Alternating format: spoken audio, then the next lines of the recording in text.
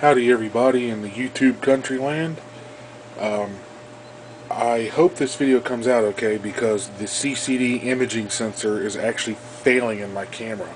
Come to find out, this camera was under the recall list for the bad Sony imaging sensors, and unfortunately I didn't realize that, so the camera is no longer covered because they quit doing their recall. So I'm pretty much screwed, so I'm going to have to end up buying a new camera eventually, because I can't justify paying $55 for a new imaging sensor when this camera is only 5 megapixel and it's standard definition. So it's not worth it, because I can buy the whole camera not brand new, but used eBay in the box for 45, 50 bucks. There's no point, and the same thing's going to happen anyway. But so aside that, a fellow member from the 68K Macintosh Liberation Army forum, who wishes to remain anonymous, had sent me these boards for repair. These are Macintosh SE30 boards. There are 3 of them here. The reason why they were sent to me is he attempted to recap these boards. Okay, which actually let me go into a little story first before I explain why. These machines were made in the early 90s, okay, maybe even late 80s, I can't remember exactly when they were made. I grew up in the generation of time period when these were still in use, but mostly being phased out, okay, so basically loads and loads and loads of these were being thrown in the dumpsters, put in thrift stores, sold in yard sales, that kind of stuff, because in that time period, the Pentium 3s were the thing. Pentium 2s, Pentium 3s, and stuff like that. So these were just sitting in closets or stuff like that, except sometimes they were being used depending on what their function was. So that's how I got familiar with these machines. But that's in the early 90s when these were made. Unfortunately, these older machines, even all the way up to the Performa 5200 PowerPC lines as of today, they all have these tiny surface mount aluminum electrolytic capacitors. Okay, these only have a shelf life, and even on their solder on the board, it's still the same thing. They've only got a life of somewhere around 15 years, 10 to 15 years. Maybe a little more, maybe a little less, before they go bad. And what happens is they actually start to leak their electrolyte onto the board and cause extensive damage to the motherboard. So that pretty much seals the fate of these machines unless you know how to recap them. This one here, he already started on, and he replaced the original aluminums with tantalum style chip capacitors, which is okay. There's nothing wrong with that, and they would actually last longer. But the problem is, he's still learning on how to do it, and there's several things that went wrong. So basically, when he tried to recap this board, it no longer has video. He lost video, and it did have video before. Okay, luckily, I have the schematics, both the Apple official schematics and the reverse engineering company that may or may not be around, Bomarc, B-O-M-A-R-C schematics, which actually the Bomarc schematics, throw them away because they're not correct in certain areas. They failed me I don't know how many times, so I'm just going to throw them away and use the official Apple schematics of the SE30 system board. In case you're not aware of what an SE30 is, the SE30 features a 68K based 030 microprocessor running at a wonderful speed of 16 megahertz. But actually, anybody that knows these machines know that the SE30 is a compact style Macintosh, meaning monitor, everything's all in one, 9-inch monochrome display. Okay, these machines were the holy grail of compact Macintoshes because they never produced a compact Mac that was ever more powerful than these. Okay, even the Macintosh Classic had an 030 processor, or the Classic 2 had an 030 processor, it still wasn't as fast as these. They didn't have the performance.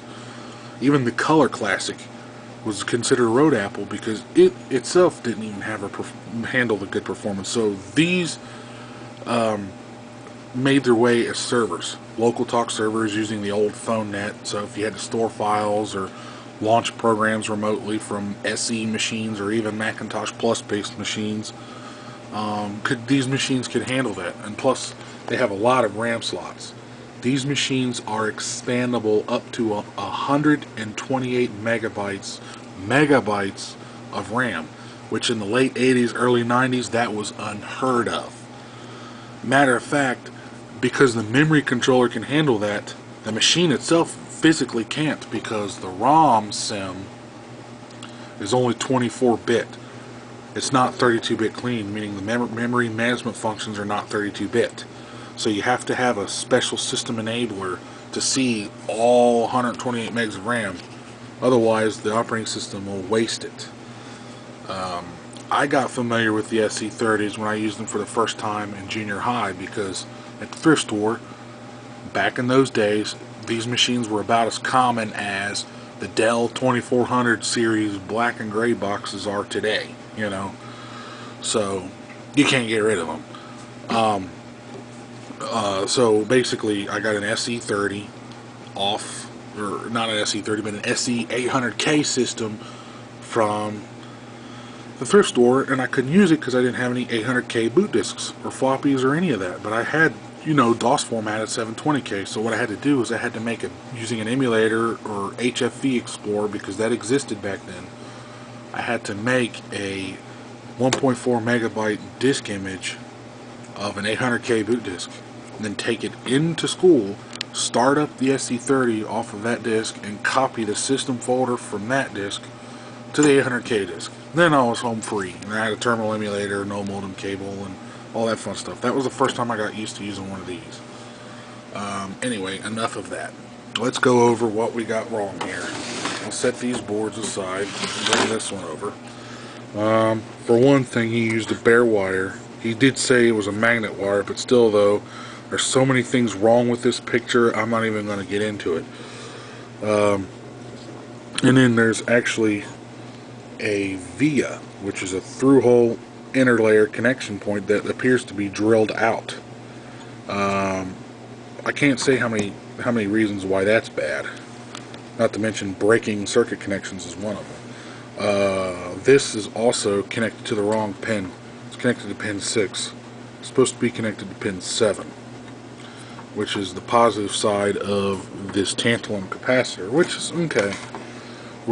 Because let me step back for a second. What happens is, because of the old electrolyte leaks off, and I'll pull this board out to actually show you what happens.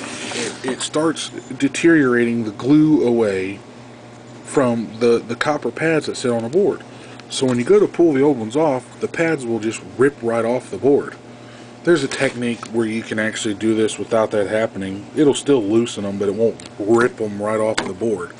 So because they're ripped and traces are exposed, you have to figure out where they are. Luckily, I know where they're at. But anyway, back to this board. This one has another drilled out via, which actually, if I flip the board over, you should be able to see that plain as day, right here, drilled all the way through. You know, so, and then the bare wire is connected from there and there, and yeah, it's it needs some work. So hopefully he didn't damage any of these HAL chips, which are proprietary. This is how Apple protected their intellectual property, because if you knew what these were, you could clone this whole thing. Or actually even the glue logic, but that can all be figured out. This board, actually, if you look very closely, there's a solder blob bridging right in between the two pins on that chip. Not a good idea. Which is actually one of the HALs. Really not a good idea. Another problem this one has is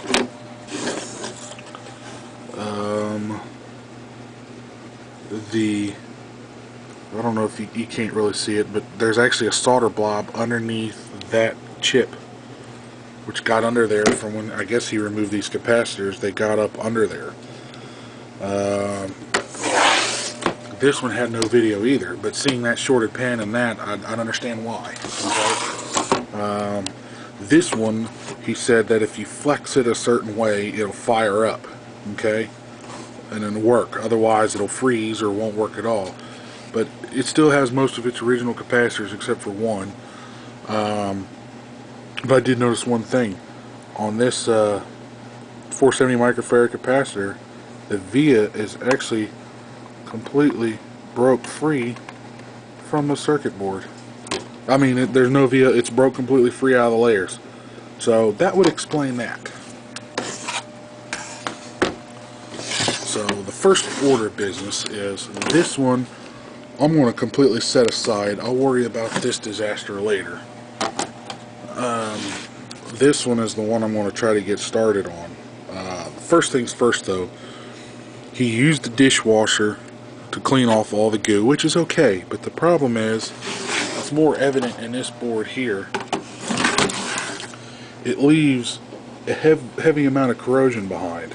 So the first order of business is try to clean off all that oxidation and corrosion, which I'm going to use this for, flux remover and PCB cleaner. This will leave corrosion itself, so you have to work fast. I want to use a toothbrush and try to get in here and clean all that off and grab a microfiber and wick it up before it gets too out of hand. So I want to do that one, but before I mess with those two boards, I'm going to do this one first, which I got to remove the solder blob underneath this one, and I got to do the same over here, and I got to put all new capacitors on it, and then I got to repair those missing complete traces. So it's all fun.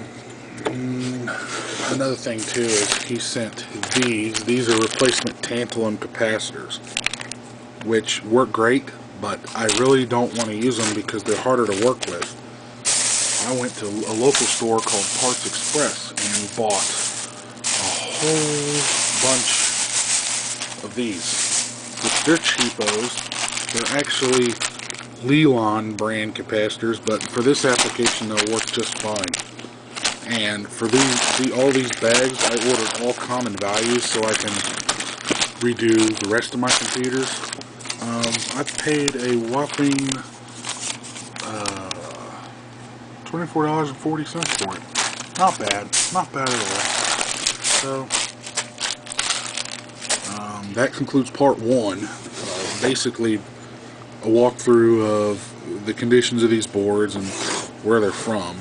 And my feeling is if you're a vintage computer enthusiast and you play with Macintoshes, you at least have to experience the SE30 at least once in your life. You have to do it at least once. And I can tell you one thing, you're not going to do it, you're not going to experience it properly by this way. How not to recap an SE30 board. But I will show you how to properly recap an SE30 board. And to describe a little bit about the symptoms, if you get one of these machines and you have little or no sound at all and it fires up, or sometimes it comes on with a scrambled screen before it fires up, time to recap. Thank you for watching.